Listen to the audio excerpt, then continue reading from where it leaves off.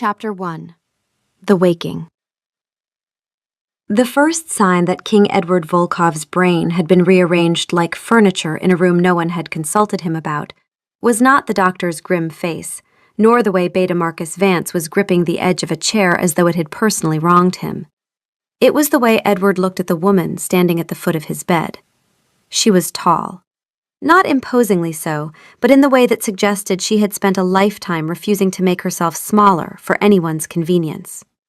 Hair the color of warm honey, swept back with the kind of effortless precision that he suspected was actually very effortful. Eyes that held something old and quiet and vast, like a library that went deeper than you expected. And his entire body was on fire. Not the painful kind. The kind that made his teeth ache and his hands shake and every single cell orient toward her like iron filings to a magnet. Something inside him, something that did not deal in subtlety or half measures or indoor voices, was making its position extremely clear. That one. Her. The one with the eyes. Why is she all the way over there? That is too far. Everything about that distance is wrong. Fix it. Fix it now. Use the legs. Edward gripped the bedsheets. His knuckles went white.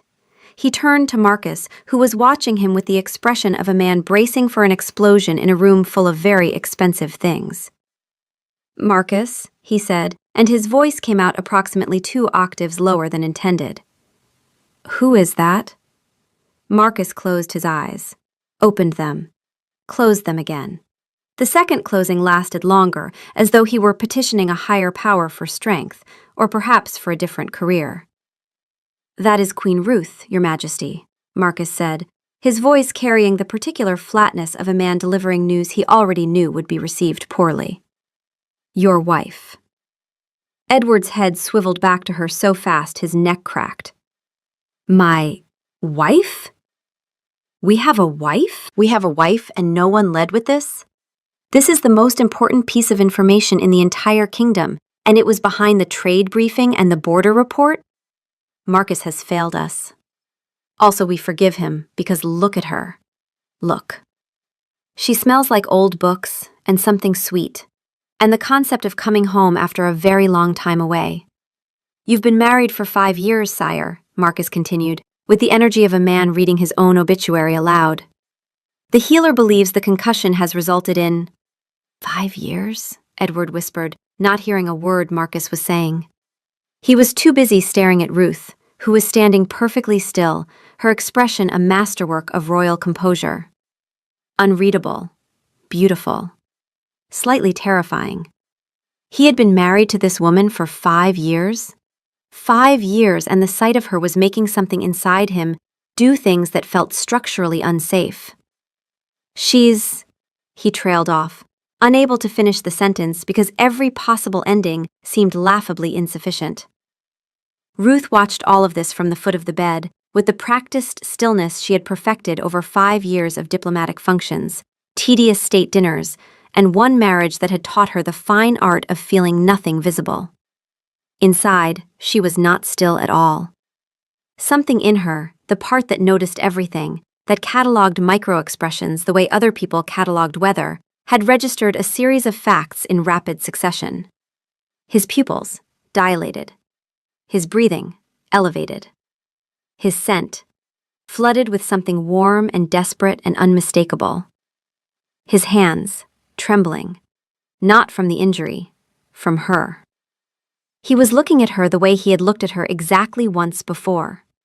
5 years ago. At a state function in her father's territory, when a young prince had walked into a room full of political calculations and seen a woman reading a treaty in the corner and promptly forgotten how legs worked. He'd tried to bow and shake her hand at the same time and ended up in something that could only be described as a curtsy. She'd laughed so hard she'd had to leave the room. She'd been halfway to falling for him before he'd gotten his name out.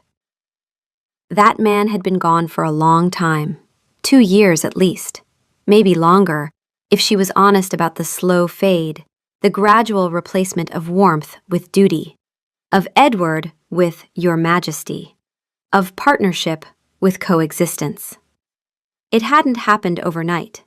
It had happened the way shorelines erode. So slowly you don't notice until you look up, and the land you were standing on is gone. She knew why. She'd always known why, even when she was too proud to say it aloud. His father. King Aldric's decline had been the ugliest thing she'd ever witnessed. A degenerative condition that had stripped an alpha king of his faculties over 18 months while the entire pack watched. Aldric, who had been formidable and brilliant, reduced to a man who couldn't remember his own beta's name. And worse, far worse, the mate bond had carried every moment of it to Edward's mother, Helena. Ruth had watched Helena become a ghost, hollowed out by the shared experience of her mate's disintegration, unable to look away because the bond wouldn't let her. Helena had survived Aldric by 4 months. The healers said it was her heart. Ruth knew it was the bond. Edward had inherited the crown from a dying man and buried both parents within a year. And somewhere in that crucible, he had made a decision. Not consciously, not as a philosophy, but as scar tissue, that the crown was a thing that consumed, and the people closest to it got consumed first. And the only way to protect the people he loved was to not let them get close enough to be burned. He had never said any of this. That was the cruelest part. He'd just pulled away. Inch by inch, meeting by meeting, dinner by dinner, until the man who had curtsied at her was buried under the king, and the king kept his queen at the same polite distance he kept his council, close enough for function, far enough for safety. And Ruth, whose defense mechanism was composure, whose instinct when hurt was to become more perfect, more controlled, more impenetrably queen, had matched him. Wall for wall, formality for formality. He stopped reaching, she stopped reaching. He went cold, she went colder. 2 people in a standoff, both waiting for the other to break first. Neither of them did. The royal healer had been clear. 4 years of memory, gone. His last clear memory was approximately a month before the engagement, before his father's decline began. He remembered agreeing to the political match. He remembered duty. He did not remember watching his father die. He did not remember the scar tissue. He did not remember learning to be afraid of love. Which meant the man in that bed, the man whose face was turning pink, was Edward before the grief, before the walls, before the lesson that had taught him to keep everyone at arm's length. This wasn't a personality transplant. This was an archaeological excavation. The amnesia hadn't created a new man, it had uncovered the original one. The speech about their separation was folded in the pocket of her dress. 7 drafts. She hadn't been able to finish any of them. She could tell him now. She could say, "You are my husband. Our marriage is a hollow thing. I was leaving you." Or she could not. Deception by omission. Emotional risk, catastrophic. Probability of this ending well, approximately 6%. Proceeding anyway, confirmed. We are an archivist. We have devoted our life to the preservation of truth. We are about to commit the most significant act of selective curation in our career. The irony is noted. "I am pleased to see you are recovering, Your Majesty," she said, and her voice was the smooth, polished instrument that gave away nothing. Edward's mouth opened, closed, opened again. The most powerful alpha in 4 territories was doing an impression of a fish confronted with advanced philosophy. She called us Majesty. We have a title and a mate, and the title is less important, but also very impressive. Quick, say something worthy of her. Something regal and charming and— "You," he managed. Stopped. Tried again. The thing is— Marcus put his face in his hands. "Thank you," Edward finally got out, his cheeks a shade of pink that had absolutely no business being on the face of a reigning Alpha King. "You're also Majesty." "You're also Majesty," Ruth pressed her lips together so hard her jaw ached. She was not going to laugh. She was a queen. Queens did not laugh at their amnesiac husband's inability to form basic sentences. Queens maintained composure and dignity and, "You're also Majesty." She was going to die. She was going to die right here in this room because the most powerful man on the continent had just addressed her like a malfunctioning telegram, and somewhere underneath the composure and the grief and the 2 years of carefully maintained emotional permafrost, something was cracking. And if she didn't leave this room immediately, it was going to crack where people could see it. "If you'll excuse me," she said, her voice only barely controlled, "I will inform the household of your recovery." She turned and walked out with the measured pace of a woman who was absolutely not fleeing. She made it to the hallway, around the corner, back against the cold stone wall, both hands over her mouth. The laugh came out broken and strange and dangerously close to a sob, and she couldn't tell where the humor ended and the grief began. And it didn't matter because "You're also Majesty," and this man, this ridiculous, impossible, infuriating man, had been in there this whole time, buried under the grief she understood and the walls she'd helped build, and she was in so much trouble. The memory inventory happened the next morning. Edward, it turned out, remembered everything about being a king. Trade routes, treaty clauses, military deployments, all intact. He could recite the Stone Creek Pact from memory. He knew the treasury, the borders, the guard rotation. What he couldn't remember was anything personal. "Your father," Marcus said carefully, watching Edward's face. "King Aldrich. What do you recall?" Edward frowned. "He's—" A pause. Something flickered across his face, a shadow he couldn't place. "He's dead. I know that. I feel that. But I can't—" He trailed off, looking frustrated. "It's like knowing a fact without having been there. I know he died. I don't remember it." The healer, standing quietly by the window, nodded. Traumatic memories are often the most vulnerable to this kind of injury. The mind protects itself by releasing the heaviest things first. Edward stared at his hands. He looked lost in a way that had nothing to do with politics and everything to do with being a man sitting in a gap where grief should be, knowing something terrible lived there, but unable to find it. We are sad about something we can't see. This is very confusing. But the mate smelled like home, and that part isn't confusing at all. Can we focus on the not confusing part? "And my wife," Edward said. "Ruth. What is her favorite color?" Marcus blinked. I'm not certain, sire." "What does she eat for breakfast?" "Toast, I believe, with— What makes her laugh?" The question landed differently. Marcus's expression shifted into something complicated, not evasion, but the careful look of a man realizing he didn't fully know the answer. She used to laugh a lot, sire, in the early days. She has a dry humor. She's very quick." "Used to," Edward repeated, and the past tense sat between them like a stone. "It is a good color, whatever it is. We will find out. We will find out everything. We have time. We have so much time because she is our wife, and we live in the same castle, and this is the greatest strategic advantage in courtship history." Marcus, reporting all of this to Ruth later, paused at her study door. "He asked about you," he said. "Not the queen. You. What you liked, what you read." He hesitated. "He hasn't asked about his father's death once. Only about you." Ruth said nothing for a long time. Then, "The healer says the personal memories are the ones most affected." "Yes, Your Majesty." "Including the trauma." "Yes." She understood what that meant. The distance between them had grown in the shadow of Aldrich's death.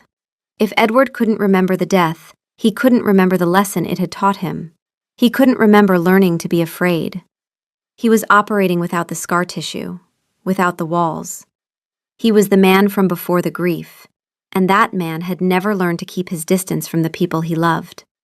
That man had curtsied at her in a crowded room and looked at her like she'd rearranged the stars.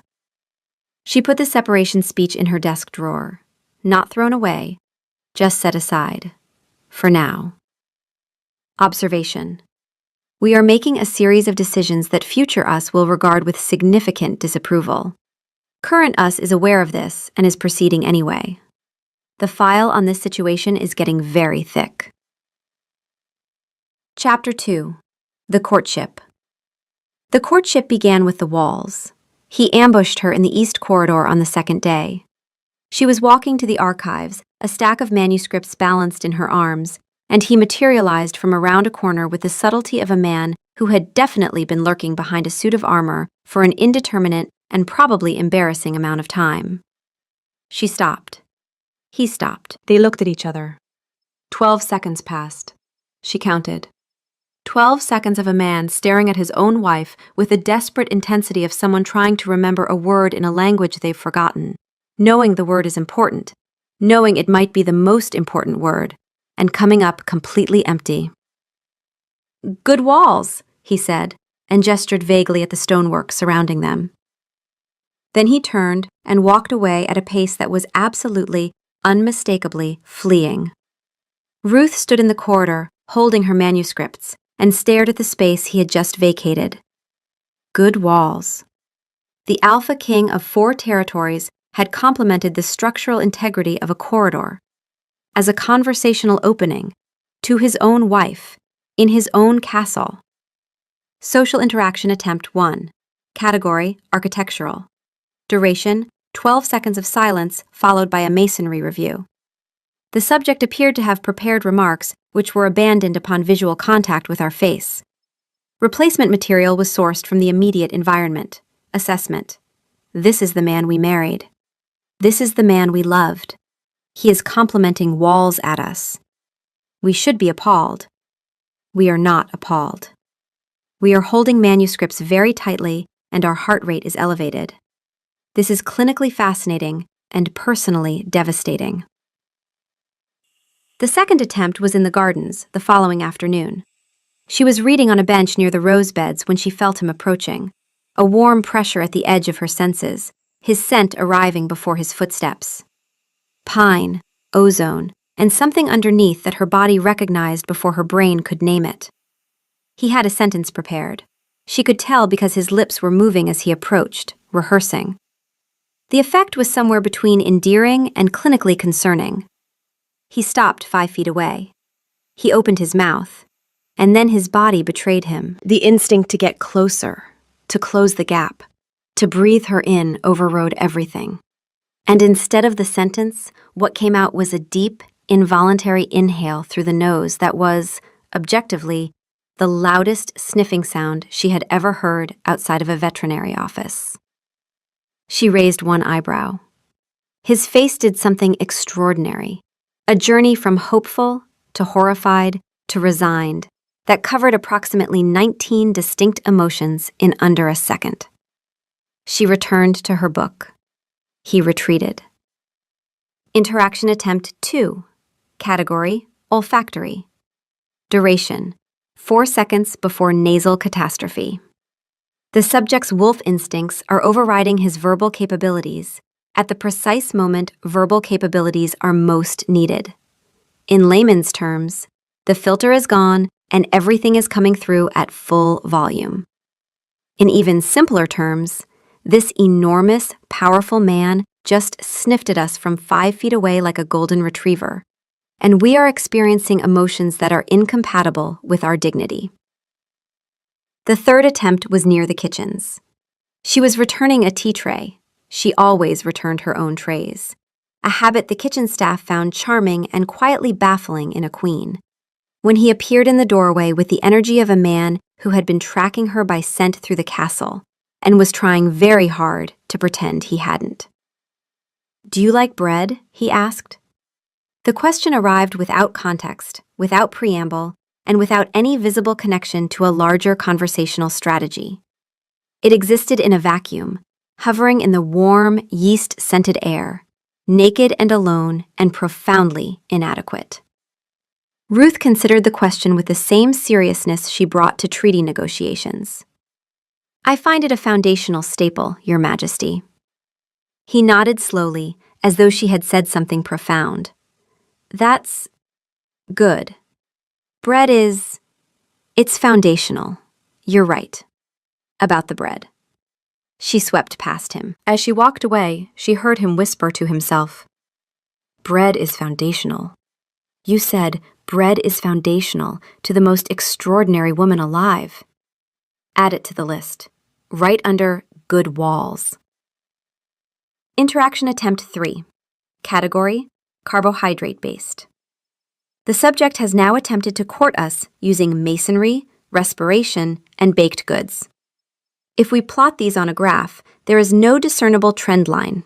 There is no strategy. There is only a man who loses the ability to form sentences when we are in the room. And something inside us finds this unbearably, infuriatingly, inconveniently wonderful. This situation has deteriorated beyond projected parameters. We are compromised. She was, she realized, smiling, in the corridor, alone. Like someone who had received good news instead of a non sequitur about bread from a man who'd forgotten her existence. She stopped smiling immediately. She was a professional. It was on the 4th day that the gifts began. She was in the Whispering Archives, the deep section, where history wasn't stored in books, but in the air itself. Swirling currents of sound preserved by the ancient stones, audible only to a trained mind, when she felt him at the entrance. He was standing there, looking terrified, holding a small bouquet of daisies. They were squashed. Dirt clung to the roots. Several stems were broken at angles, suggesting they had been extracted from the royal flower beds with more enthusiasm than technique. One of them appeared to have been partially eaten, possibly by him during the extraction process, possibly by a passing insect. It was hard to tell. He walked toward her with the solemnity of a man approaching an altar. He held them out.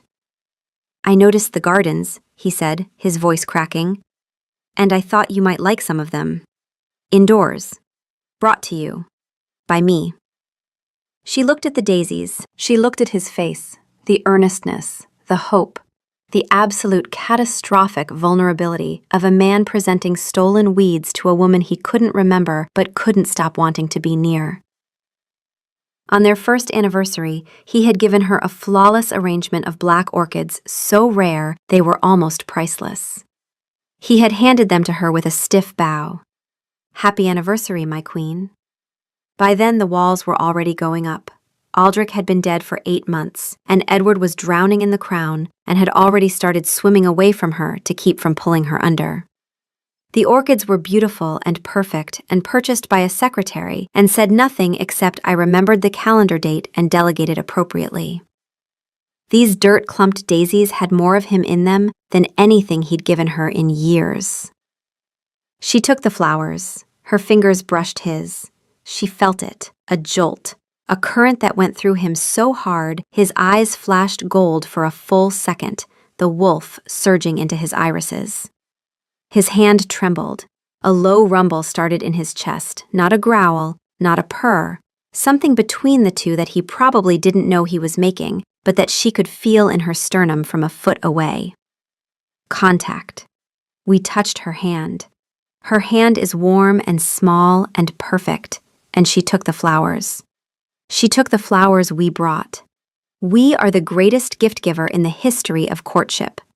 Tomorrow we find her something better, something shiny, something that communicates the full depth of our devotion, which is currently approximately the depth of the ocean. "Thank you, Your Majesty," she said, and her voice was softer than she meant it to be. "They're lovely." His face, the look on his face, like she had given him a kingdom, like "they're lovely" was the finest piece of rhetoric ever composed in any language. She put the daisies in a glass of water in her study. She did not tell anyone about the way his eyes had gone gold. She did not tell anyone about the trembling. She pressed her fingers against her own wrist, pulse elevated, skin warm, and filed the data without commentary. This was a terrible idea. She was a terrible person. She was a terrible person who was keeping stolen daisies in a water glass and falling for a version of her husband that existed because his brain had mercifully deleted the worst 2 years of his life, which were also, not coincidentally, the worst 2 years of hers. We are in significant trouble. We are aware. We are filing this under catastrophic and ongoing. The file is getting very thick. We may need a second file. Chapter 3. The Escalation. The shiny rock appeared 2 days later, a piece of quartz from the riverbed, worn smooth, flecked with mica that caught the light. He'd placed it on her desk in the archives while she was away, right next to a 300-year-old treaty she was translating. It sat there, glinting, profoundly out of place among the ancient manuscripts, like a love note left at a crime scene. When she found it, she picked it up and turned it in her fingers. It was warm. He'd carried it in his pocket. He'd kept a rock warm for her. She put it in her own pocket. Item 2. Mineral offering. Common among certain avian species and some primates. The subject has identified a shiny object and concluded that we should have it. This is not sophisticated reasoning. This is not a strategy. This is a man whose wolf has the romantic instincts of a magpie and the emotional subtlety of a landslide. And we are carrying a rock in our pocket now. We are an archivist, a scholar, a queen. We are carrying a rock in our pocket because a man who cannot remember our middle name thought it was shiny and wanted us to have it. We need to have a serious conversation with ourselves about our standards. Later. We are busy holding the rock. The gifts escalated. A perfectly sharpened quill appeared on her desk. Its feather dyed the exact shade of royal blue she favored, the kind that was notoriously difficult to cut correctly. He must have spent hours. The nib was slightly uneven, suggesting he'd done it himself instead of asking the castle scribe, which meant he'd sat somewhere in the castle with a penknife and a determined expression, and probably several failed attempts, and quite possibly a minor injury, crafting a quill for a woman he couldn't talk to without referencing bread. Then a first-edition copy of the Ballads of Sorin the Voiceless, a poetry collection so obscure she was fairly certain only she and 2 long-dead scribes had ever heard of it. He'd ransacked the royal treasury's rare book collection to find it. Marcus reported that the king had spent 3 hours in the archives of the treasury. 3 hours looking for a book she'd mentioned once, in passing, during a dinner conversation he apparently had been listening to, despite all visual evidence to the contrary. 3 hours for a book no one had heard of. Because he was listening. The realization that he had always been listening, even when he was drowning, even when the walls were going up. That was the thing that made her have to sit down in the archives and press her hands against her eyes for a very long time. Anya, her lady-in-waiting, missed none of this. He's evolving, she observed, watching Ruth trace the leather binding of the ancient book with fingers that were not entirely steady. Started with vegetation, progressed to minerals, detoured through artisanal craftsmanship, and has now reached literature. If this follows the standard trajectory, weaponry is next. He has amnesia, Anya. And you have a rock in your pocket. We've all made our choices. The weaponry arrived, on schedule, the following week. She walked into her study and found a ceremonial dagger on her blotter. Exquisitely crafted, silver filigree inlaid in the hilt, also definitely the property of Lord Ellington, senior council member, who was supposed to wear it at all formal pack functions, and who was, in all likelihood, currently discovering its absence with significant distress. Courtship escalation, weaponry phase. The alpha has progressed from flora to mineral to literary to armed larceny. The trajectory now includes a felony. We should be categorically, unambiguously appalled. We should report this to the appropriate authorities. Except the appropriate authority is the man who committed the crime. We are holding this dagger, and our heart rate is elevated. This is not appalled. This is the diametric opposite of appalled. This is a queen holding a stolen weapon and feeling things that would scandalize the archives. She found him in the corridor outside the archives, his permanent surveillance post, the masonry that apparently required daily royal inspection. He saw her coming. He saw the dagger. His face broke into a grin of such pure, radiant, self-congratulatory delight that she almost dropped the knife. "Do you like it?" he asked, practically vibrating. "I saw Ellington polishing it, and I thought, she needs something sharp. Because she is sharp. Her mind is sharp. So she should have a sharp thing." It made complete sense at the time. It still makes sense. She is the most precise, most brilliant, most terrifyingly competent person we have ever met. She deserves an excellent blade. We are an excellent provider. We have provided a blade. This is peak courtship. We should be studied by scholars. "Edward," she said, and her voice was a strangled thing, caught between outrage and something dangerously close to delight. "You cannot steal from council members." "I didn't steal it," he said, looking offended. "I won it." Arm wrestling. He was surprisingly strong for a man who looks like a walrus having a difficult day. But I was motivated. I let him keep his dignity. And his wallet. I just took the knife. He looked so pleased, so catastrophically, incandescently, bone-deep pleased with himself. The king, who had once approved the annual budget with the emotional range of a filing cabinet, was now standing in a hallway, vibrating with pride because he'd won a knife for her, in arm-to-arm combat with an elderly lord who resembled a marine mammal. The laugh came up from somewhere she'd forgotten existed. Deep, unfamiliar, rusty, like machinery that hadn't turned in years, grinding back to life with a sound that hurt and healed in the same breath. It was real and strange and too loud for a queen, and she couldn't stop it. It startled them both. Edward stared at her, and the proud, boyish grin softened into something else, something quieter, infinitely more dangerous. He looked at her the way people look at something they've been searching for without knowing they were searching. "There," he breathed. "That's the sound Marcus told me about." The laughter died in her throat. The silence it left behind was warm and alive and terrifying. He had been trying to make her laugh. Every gift, every awkward conversation, every terrible, fumbling attempt. Not courting her with objects, trying to find his way back to a sound he couldn't remember hearing.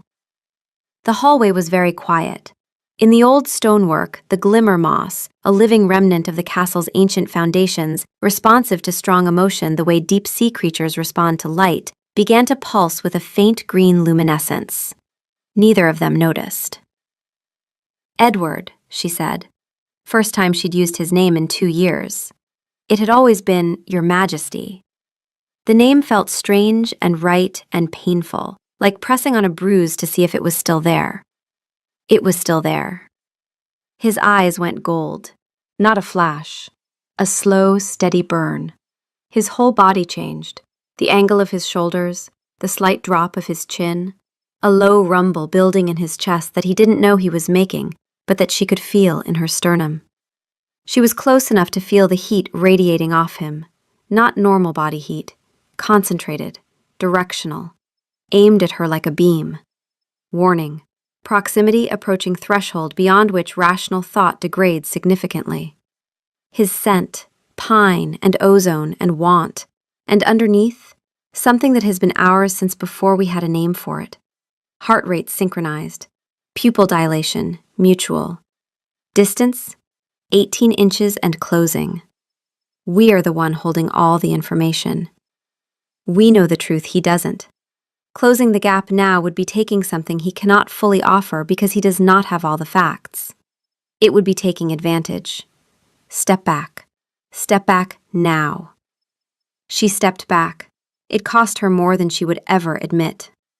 Lord Ellington will want his dagger returned, she said, and her voice was almost steady. He blinked.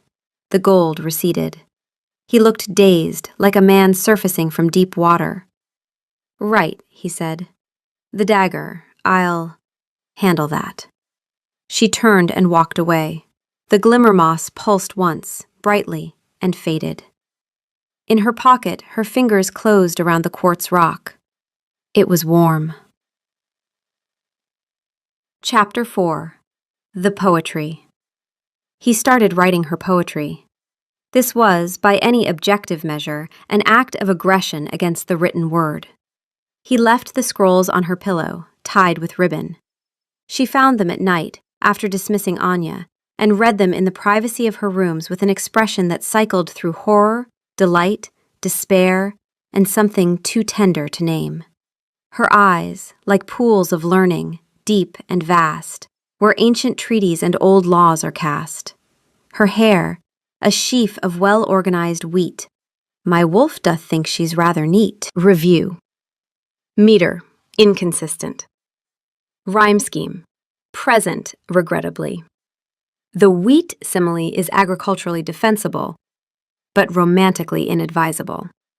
The closing line constitutes an understatement of such magnitude it may actually curve back around into sincerity. Overall literary assessment, D-. Overall emotional assessment, we are holding this poem against our chest. We are holding a D- poem against our chest, and our eyes are not dry. This is the most embarrassing thing that has ever happened to us in a career that includes the time we accidentally addressed the Stone Creek Alpha by his ex-wife's name. She kept every one. She kept them in the same drawer where she'd put the separation speech, and she was fully aware of the irony. The death certificate and the love letters, side by side. And she was the only person alive who knew both existed. She was falling in love with him again.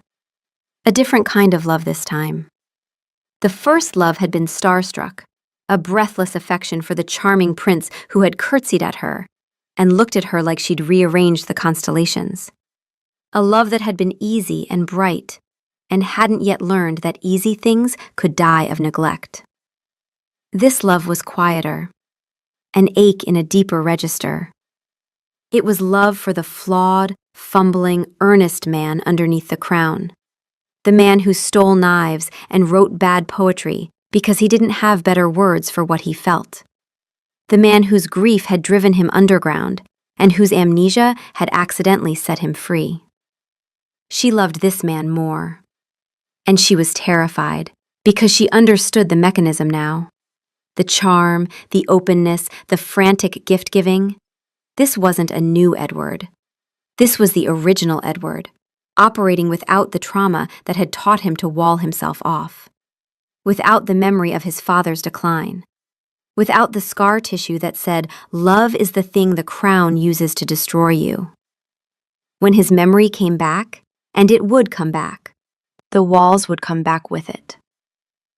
Conflict analysis. Subject's affection is increasing in direct proportion to subject's awareness of the approaching catastrophe. We are standing in a burning building because the fire is warm. We are aware of the fire. We are aware of the warmth. We are making no move toward the exit. This is the least rational thing we have ever done, and we once devoted 3 years to translating a treaty that turned out to be a 700-year-old grocery list. Filing under human, under wolf, under both, under help. Chapter 5. The Sister. Nora arrived on a Tuesday, unannounced, carrying one bag and an expression that suggested someone was about to get a lecture.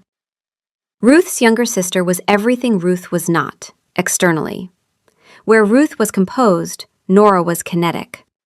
Where Ruth measured her words like rare metals, Nora spent hers like loose change, freely, abundantly, and in denominations that occasionally made people choke on their tea. You look terrible, Nora said, pulling Ruth into a hug that lasted 3 seconds longer than protocol allowed. You look like a woman who hasn't slept properly in a month and is pretending that's fine. It's been a complicated month. Is he all right? The message was vague, and I've been imagining the worst. He's physically fine. His memory is selective. Nora studied her with the particular intensity of someone who had spent a lifetime learning to read Ruth's blueprints, the careful architecture of composure that most people mistook for calm. How selective? He doesn't remember me, or the marriage, or his father's death. She paused. He remembers how to run a kingdom. He doesn't remember how to talk to his wife. He tried to compliment the walls. He complimented the walls. The masonry, in the East Corridor. He said, "Good walls," and then left at speed. He said "good walls" to you, as a romantic overture. It was more of an architectural observation that happened to occur in my presence. Ruth. Nora sat down on the edge of the bed. Her hand found a ribbon-tied scroll on the pillow. She unrolled it, read it. Her eyebrows climbed. Her hair, a sheaf of well-organized wheat, she read aloud. Ruth, honey, what is this? Poetry. He writes me poetry now. This is not poetry. This is a literary crime. This is what happens when a wolf gets near a quill and no one intervenes. She read the last line. My wolf doth think she's rather neat. Ruth. I know. You're keeping them. I know. You have a rock in your pocket. Ruth's hand went involuntarily to her pocket. How did you keep touching it? You've done it 4 times since I got here. What is it, a talisman? A locket?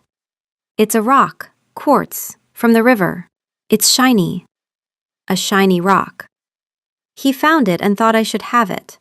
Nora stared at her sister, her brilliant, composed, intellectually formidable sister, who was currently standing in her chambers defending the romantic merit of a rock, with 6 terrible poems in a drawer and stolen daisies in a water glass, and a look on her face that Nora hadn't seen in 2 years. You're in love with him again, Nora said. You absolute disaster.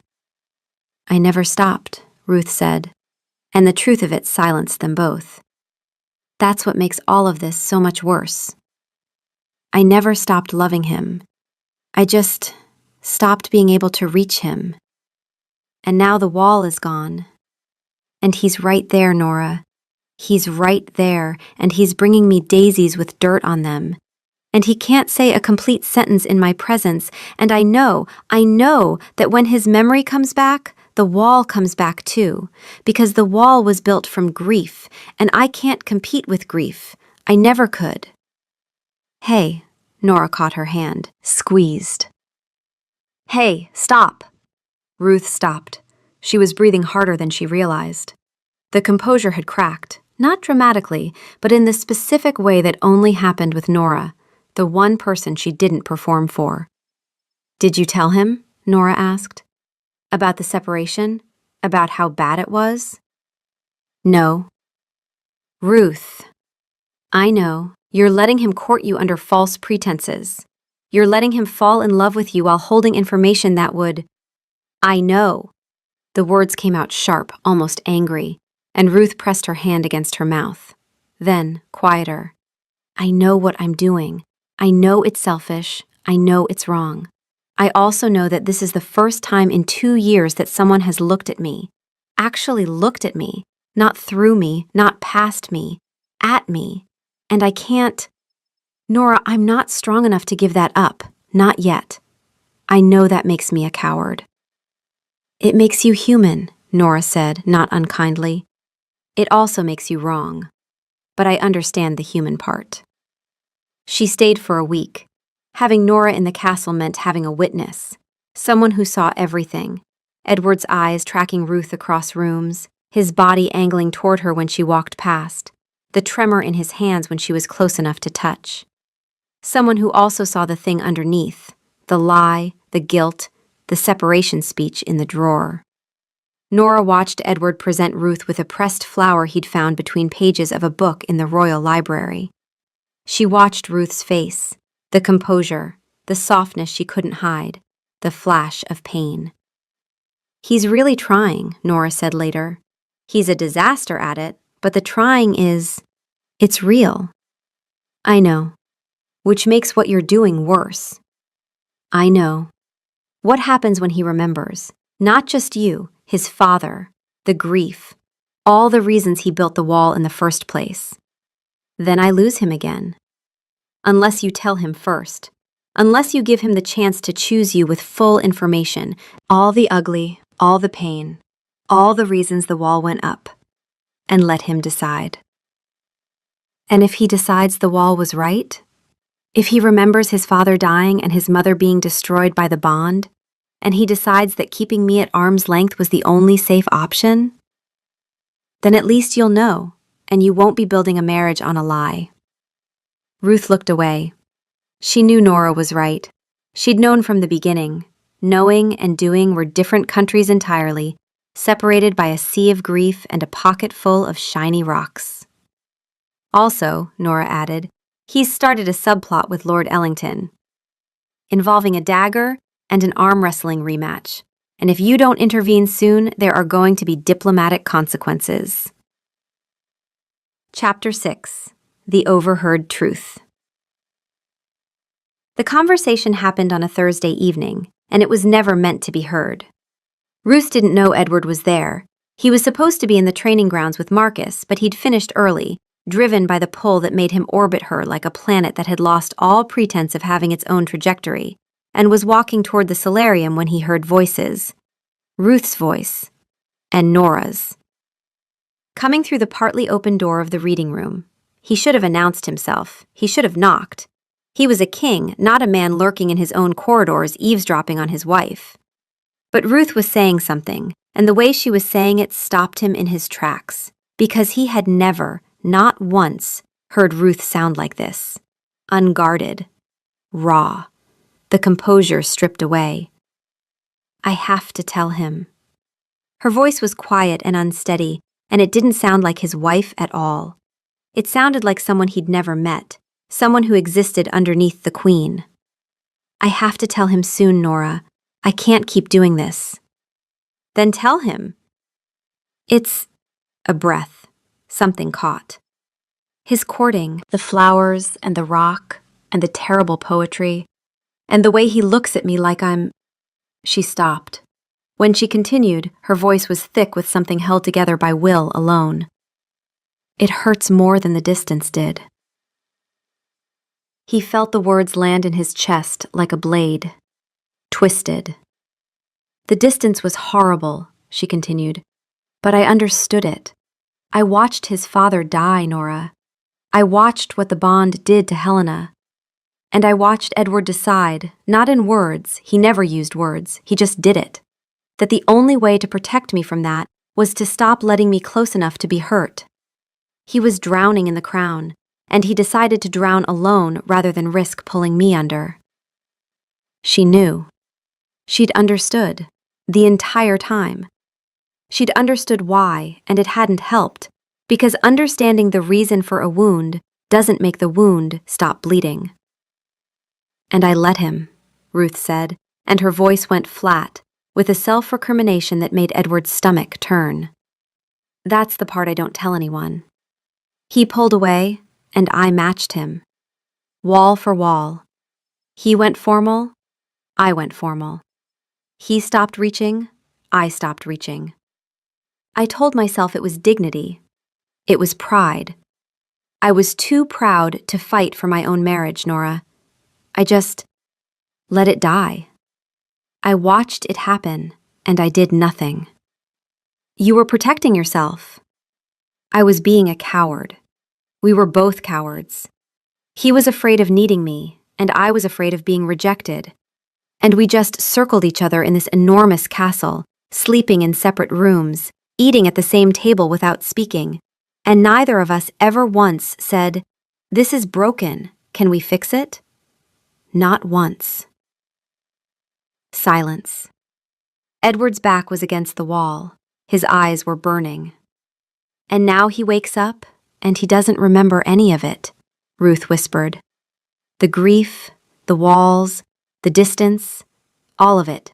Gone. And he brings me daisies with dirt on the roots. And he spent 3 hours finding a book I mentioned once in passing because he was listening, Nora.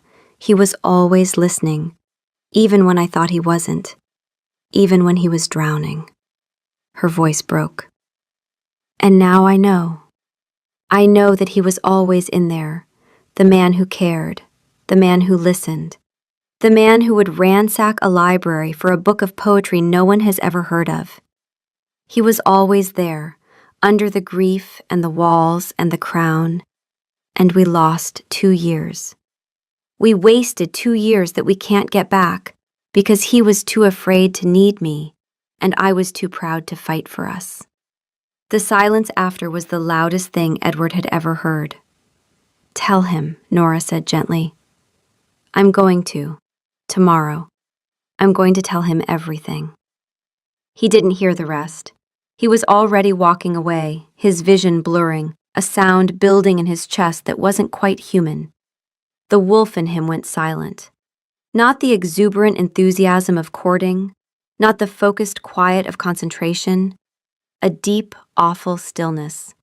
A grief too large for words of any size. And then the memories came. Not all at once, in fragments, like a dam cracking, each fissure letting through a stream of images and sounds, and the specific, physical weight of moments lived and lost. His father, in the garden, late afternoon light. Aldrich looking at him with eyes that didn't recognize his own son, and the sound, the terrible, small sound, of a king asking his beta who the young man in his study was. His mother, Helena, sitting beside Aldrich's bed in the final weeks, her hand in his, her face a landscape of ruin, the bond carrying every moment of his decline into her body like a wire conducting electricity. She couldn't look away. The bond wouldn't let her. She felt him dying, cell by cell, and she couldn't do anything except be present for it. The funeral. The silence, the weight of the crown on his head, and the decision, not spoken, not examined, barely conscious, that he would not do this to Ruth. He would not let the crown's weight reach her. He would carry it alone, far from her, so that when it crushed him, because it would crush him, it crushed everyone. It had crushed his father. She would be safe.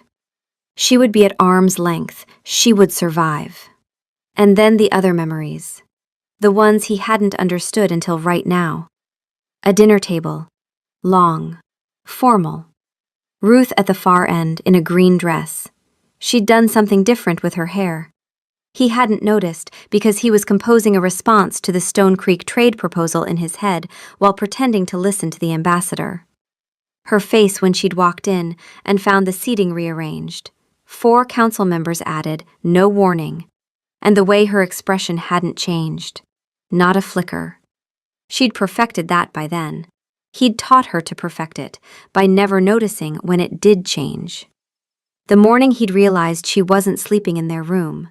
Not the first morning, not the second, not the third, the fourth. It had taken him 4 days to notice that his wife's side of the bed was cold, and he'd noticed the way you notice a chair has been moved. A vague sense of difference, investigated and filed without urgency. The last time she'd called him Edward. A Tuesday. She'd been telling him about a discovery in the archives, something about the old territorial treaties, something that excited her. He could see it now, the light in her eyes, the way she leaned forward, the animation in a face that had already started going still around him. And he had listened for approximately 30 seconds before his eyes drifted to the correspondence on his desk, and she had stopped talking mid-sentence, and he had not noticed the silence. She'd said, "Edward, are you listening?" And he'd said, "Of course, my queen," without looking up. She had never called him Edward again. He'd thought he was protecting her. He'd thought distance was safety. He'd thought drowning alone was noble. He had drowned them both. He made it to his quarters, closed the door, slid down it until he was sitting on the floor, his back against the wood, his hands over his face. The wolf, for the first time since it had ever had a voice, spoke in lowercase. "Oh, we did this to her. We thought we were keeping her safe, and we were killing her. We were killing us. We are the thing we were afraid of. We are the crown." He sat there for a long time. Chapter 7. The Reckoning. Morning, unnatural quiet, absence of the usual castle bustle. He didn't come to the solarium the next morning, didn't appear in the corridor, didn't leave a poem. Ruth noticed. She noticed the way you notice the sun not rising, a slow creeping wrongness that something fundamental had shifted. She found out from Anya. "He's been in his quarters since last night," Anya reported, sharp eyes missing nothing about Ruth's reaction. "Marcus says he won't eat. Shifted and ran the North Circuit at 3 a.m. One of the sentries saw him come back and sit in the courtyard in human form for over an hour. In the cold. In March. He knew. She didn't know how, but she knew he knew. The sudden absence, the warm, hovering, gift-bearing orbit gone overnight, was its own communication. A satellite pulled out of alignment by something catastrophic. Where is he now? His study. He asked Marcus to leave. Marcus, in a display of unprecedented insubordination, is sitting outside the door. She went to him. Marcus was in a chair outside the study. He looked up when she approached, and his face held something she'd never seen on it. Fear. Not for himself, for them. "He knows," Marcus said. "How?" "He heard you, last night, you and your sister." The floor tilted. She had been planning to tell him today. On her terms. Composure in place, armor on. Instead, he had heard the raw version, the one she'd given to Nora because Nora was the only person she didn't perform for. He had heard her say it hurts more than the distance. She put her hand on the door. Marcus stood, moved his chair, and walked away without a word. A beta who knew when to leave. She opened the door. He was sitting in the chair behind his desk. Not his usual posture, not the kingly, straight-backed position, the squared shoulders. He was folded forward, elbows on knees, head in hands. He looked smaller than she had ever seen him. When he heard her, he looked up. She had braced for anger, accusation. The cold, familiar distance of the king. What she saw was a man on the other side of a chasm he'd spent 2 years digging, who could finally see how deep it went, and who had just realized that he'd been digging it with both hands, while telling himself he was building a wall to keep her safe. "I remember," he said. His voice was wrecked. All of it. My father, my mother, what the bond did to her. He pressed his hands against his eyes. "I remember deciding, not in words, not like a plan. It was more like, after the funeral, after watching what happened to my mother, something in me just closed, like a door. And I told myself it was to protect you. If I kept the weight of the crown away from you, if I carried it alone, then even if it destroyed me, you would be safe. You wouldn't end up like my mother, hollowed out by the bond." He looked at her, and the self-loathing in his eyes was terrible and specific. "I thought I was being noble, Ruth. I thought drowning alone was the brave thing to do. I was so convinced I was protecting you that I didn't notice I was abandoning you. 4 days. It took me 4 days to notice you'd left our bed." She stood very still. "I remember the green dress," he said. "The dinner you planned. You'd done something different with your hair, and I didn't notice because I was composing a trade response in my head. I remember your face when you saw the seating had changed. It didn't change. That's the worst part. Your face didn't change. Because by then you'd learned not to let it. I taught you that. I taught my wife not to show me when I hurt her, because I wasn't paying enough attention to see it anyway." His voice cracked. "And I remember the last time you called me Edward. You were telling me about something in the archives. You were excited. You were leaning forward and your eyes were bright, And I looked at my correspondence. You stopped talking. And I didn't notice the silence. She wanted to go to him. She wanted to cross the room and put her hands on his face and tell him it was okay. But it wasn't okay. And making it easy now would mean it was never real. So she stood there and let him feel it. And it was one of the hardest things she had ever done. You said last night that it hurts more than the distance, he said. The courting, the flowers and the rock. Knowing we could have had this the whole time. Yes. I heard what else you said. About yourself. He looked at her steadily. You said you let it die. That you matched me wall for wall. That you were too proud to fight. She hadn't expected him to turn it toward her. She'd expected his guilt to be the whole conversation. But he'd heard all of it, not just his failure. Hers, too. You were right, she said quietly. I was. You pulled away and I let you. I told myself it was dignity. It was pride. You stopped reaching, and I decided that if you didn't care enough to fight for us, I wasn't going to beg. I was going to be the perfect queen, composed, controlled, impeccable. And if you didn't notice I was dying inside, that was your failure, not mine. It was both our failures, he said. The truth of it settled between them like a third person in the room. Both of them. Both walls. His built from grief and hers from pride. Two people who loved each other, who had watched their marriage die, and who had each decided, independently and for different reasons, that the other one should be the one to break first. Neither of them had broken. The marriage had broken instead. I can't undo it, he said. 2 years. I can't get them back. And sorry is... It's pathetic, Ruth. It's nothing. But I want you to know, the man who brought you daisies with dirt on the roots wasn't a different person. He was me without the fear. Me before I learned to be afraid of what the bond could do. And I should never, ever have let fear make decisions about our marriage without telling you. She felt the tears on her face before she realized she was crying. Not the dignified single-tear kind, the real kind. You should never have decided what I could handle, she said, and her voice was rough and cracked and not queenly at all.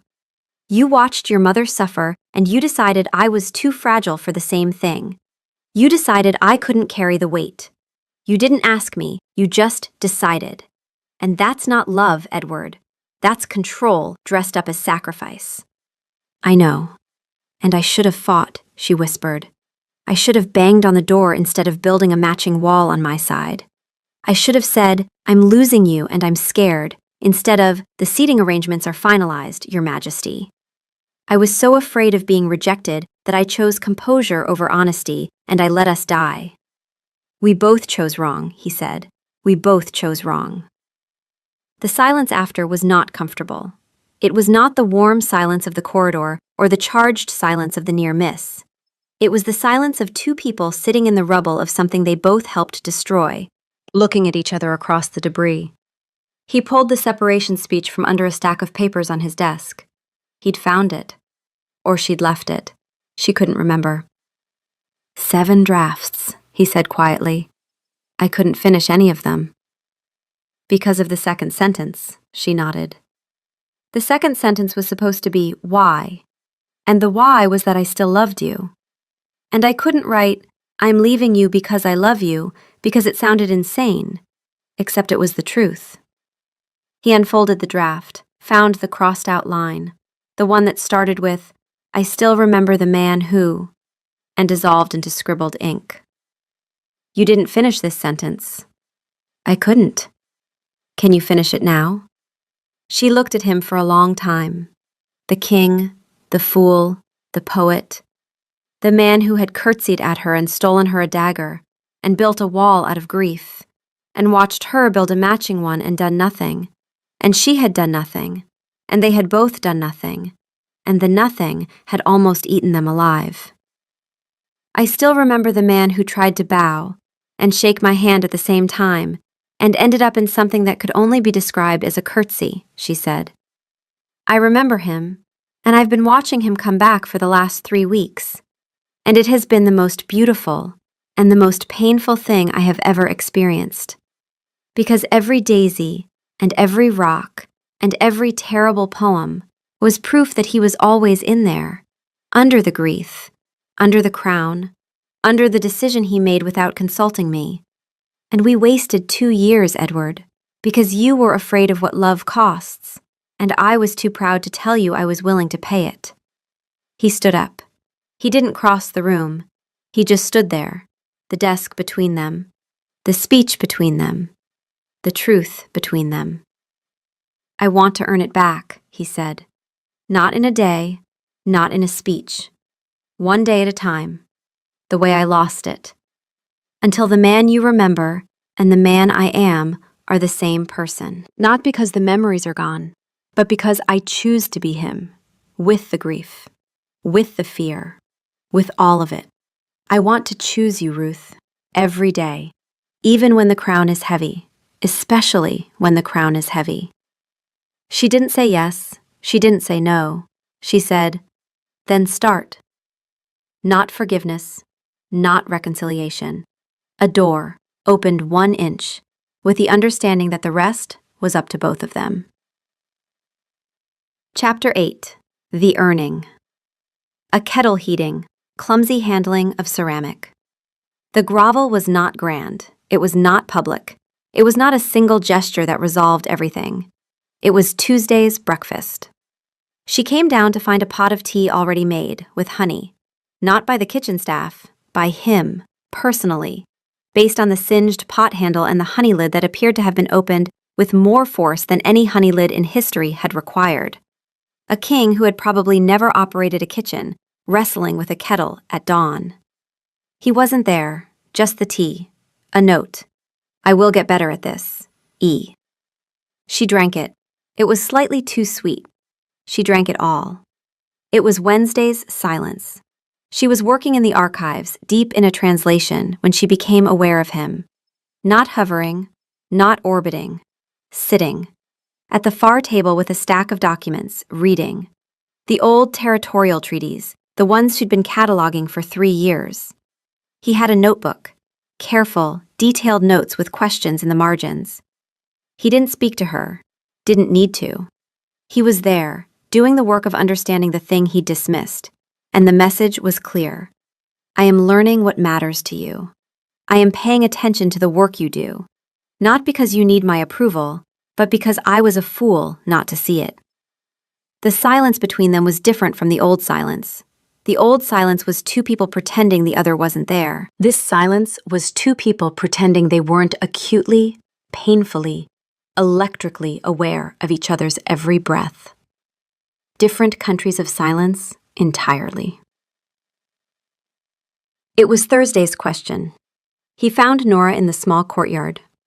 She looked up at him with an expression that contained approximately 0 warmth and the specific atmospheric pressure of a woman who had heard her sister cry and knew whose fault it was. I want to ask you something, he said.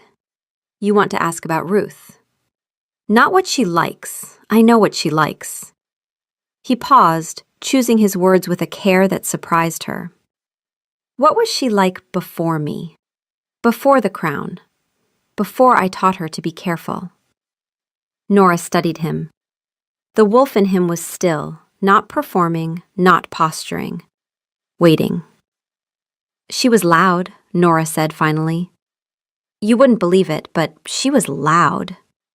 She laughed with her whole body. She argued with our father about treaty interpretations at dinner, and she always won, and she didn't apologize for winning. She climbed trees to read because she liked the height.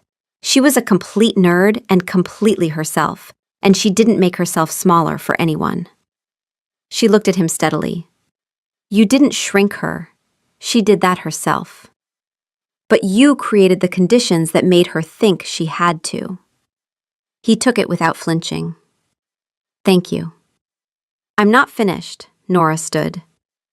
She also told you that she let the walls go up, that she matched your distance instead of fighting. And she's right, she did. But don't you dare use her honesty as a shield. She matched your walls because you built the first one. She was reacting to what you did. Don't ever make the mistake of thinking her part in this absolves you of yours.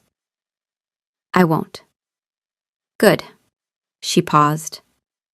Also, the poetry. It's truly terrible. You should know that. I've been told. Keep writing it. She cries over every one. That night, Ruth found a note on her pillow. Not a poem, just a line in his handwriting. I would very much like to hear you argue about treaty interpretations at dinner. I will not be reading correspondence. I will be listening. E. She held the note for a long time, longer than a queen should hold a piece of paper. Long enough that the analytical part of her mind gave up trying to categorize what she was feeling and simply filed it under everything, all of it, at once. It was Friday's absence. He stopped writing poetry. She reached for her pillow that night and found nothing. No scroll, no ribbon. The space where the poem should have been was empty. She understood. The poems belonged to the courtship that was built on incomplete truth. He was dismantling it.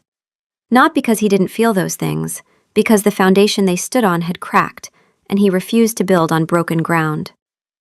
The absence of the terrible poems hurt more than the absence of the black orchids ever had. Assessment. Subject has removed a positive stimulus, and the resulting emotional response is disproportionately intense.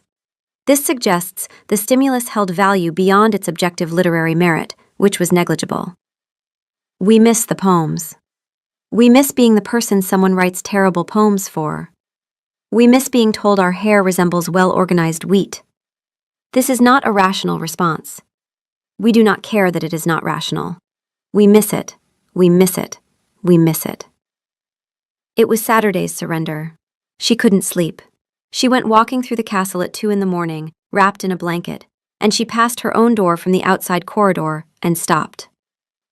He was there, sitting on the stone floor, back against the wall, blanket around his shoulders, eyes open, not sleeping, not guarding, just there. You're not guarding me, she said. No, I just can't be far. And I can't presume to be close. So this is the distance I have. She looked at him. The Alpha King. On a stone floor outside his wife's door at 2 a.m, because the need to be near her and the knowledge that he hadn't earned the right to be were pulling him in exactly 2 directions, and this hallway was the midpoint. His body was doing something his conscious mind didn't know about. His chin was slightly lowered, his throat angled toward her, an involuntary tilt of submission that an alpha's body should never make. Not political submission, the other kind. The kind that said, I am yours. I am sorry. I don't know how to be anything other than yours. And I am sorry for every moment I forgot. Ruth, who had studied wolf behavior for 15 years, who had read every record of mate bonds in the archives, recognized what his body was saying. Recognized it and felt something she'd been holding shut with both hands crack open. She sat down next to him, on the cold stone floor, in the dark corridor, at 2 a.m. She didn't say anything. He didn't say anything. She leaned her head against the wall, and after a moment, he leaned his against it too, and they sat there, side by side, not touching, not speaking. 2 people who had both helped break something, sitting in the same hallway, choosing not to be apart even though they hadn't yet figured out how to be together. It was enough. For now, it was enough. Assessment. We are sitting on a floor. We are a queen. We are sitting on a stone floor at 2 a.m. next to a man who wrote us poems about wheat and stole us a dagger and then broke our heart and then sat outside our door because he couldn't be far. We have been in this situation for approximately 4 minutes, and we do not intend to move. The file on this situation is now 3 files. We may need a cabinet. The howl fell on the first clear night after the new moon. They walked to the mountain together. Not hand in hand, not yet, but together, side by side. The pack streaming behind them, torches flickering against the dark trees. Ruth could feel Edward's tension, a tightness in his shoulders, a controlled precision that she recognized as fear held on a very short leash. "The pack bond," she said quietly as they climbed. "Can you feel it?" He shook his head. "Fragments, static. Marcus is clear, a few of the older wolves. But the whole, the network, it's like hearing a conversation through a wall." She'd suspected. The mate bond and the pack bond were not the same thing, but in an alpha king, they ran through the same foundation. His connection to his people was routed through his connection to his mate. When the marriage had hollowed out, the bond had hollowed too, slowly, imperceptibly, so gradually he hadn't noticed what he was losing. The amnesia hadn't caused the disconnection, the neglect had, both of theirs. The amnesia had just made it visible. "What if I can't do it?" he asked, and the admission cost him. "Then we deal with it, together." He looked at her. In the torchlight, his eyes held both, the gold of the wolf and the blue of the man. Not separate, not competing, both present. They reached the peak. The pack assembled in a wide crescent beneath the full moon. The sky was obscenely clear, stars scattered like salt across black water. Edward stepped to the edge, closed his eyes, reached. Static. Fragments. The broken signal of a bond he'd let atrophy through years of emotional neglect. Compounded by the scrambled pathways of a recovering brain. He couldn't find the full web. The living network of every wolf in his pack, their fears, their trust, all routed through him, was dark. He started the howl anyway. His voice rose alone, a single note, clear and strong and also, unmistakably, lonely. The sound of an alpha reaching for his pack and finding silence. It was the most honest sound he had ever made. And then Ruth stepped forward. She took his hand, her fingers laced through his, warm and steady, and she added her voice. Not a queen performing a ceremony, not a political partner, a mate, choosing, with full knowledge, with all the pain, with all the ugly, complicated truth, to stand with him anyway. The mate bond flared, not the hollow thing it had been, the real one, scarred and fragile and rebuilt on honesty instead of pretense, on rubble instead of marble, stronger in the broken places because they'd both had to choose it instead of inheriting it. Through that bond, through her, the pack bond flooded back. Not perfectly, not the clean, powerful signal of a fully bonded alpha. Raw, rough-edged, alive. He could feel them. Marcus, steady and reliable. Anya, fierce. The sentries, the families, the elders, the pups, small, bright sparks of uncomplicated trust. The howl swelled, voice after voice joining. It was not polished. It was rougher, messier, more honest. It was enough. Walking down the mountain afterward, hands still intertwined, the pack trailing behind them in the exhausted, comfortable silence that follows a howl, Edward started to say something. Ruth squeezed his hand. Not tonight. Tonight was enough. They walked in silence. And for the first time since his memory returned, it was the good kind, the kind that didn't need filling. Behind them, Nora nudged Anya. Took them long enough. Anya glanced at the king and queen, silhouettes against the moonlit trail, shoulders nearly touching. She's going to make him work for it, Anya said, with a satisfaction that bordered on professional. Good. Oh, he'll work for it, Nora agreed. She's got a rock in her pocket and 7 terrible poems in a drawer. He never stood a chance. 7? I thought it was 6. He wrote one more before he stopped. She found it this morning. It rhymed sorry with story and used the word profoundly 3 times. It was the worst thing I have ever read. She put it with the others. Of course she did. Of course she did. She found it at breakfast the next morning. Not a poem, not a scroll tied with ribbon. A single daisy, in a tiny clay pot, freshly planted, dirt still under the edges where someone had been working with hands that governed a kingdom, but apparently still couldn't operate a watering can without getting soil on the table. No note, no grand gesture, just a daisy, alive and growing, and a king sitting at the other end of the table, watching her with a face that held everything: the nervousness and the hope, and the grief and the love, and the knowledge of what they'd both done, and the steady, quiet determination to do better. He'd written one word on the pot, in his own handwriting, slightly smudged. Ruth. Not my queen, not your majesty. Ruth. She picked up the daisy. She looked at it for a long time. Then she looked at him. She reached into her pocket and set the quartz rock on the table next to the pot. She'd kept it, through everything, through the courtship and the truth and the reckoning and the silence and the cold stone floor at 2 a.m.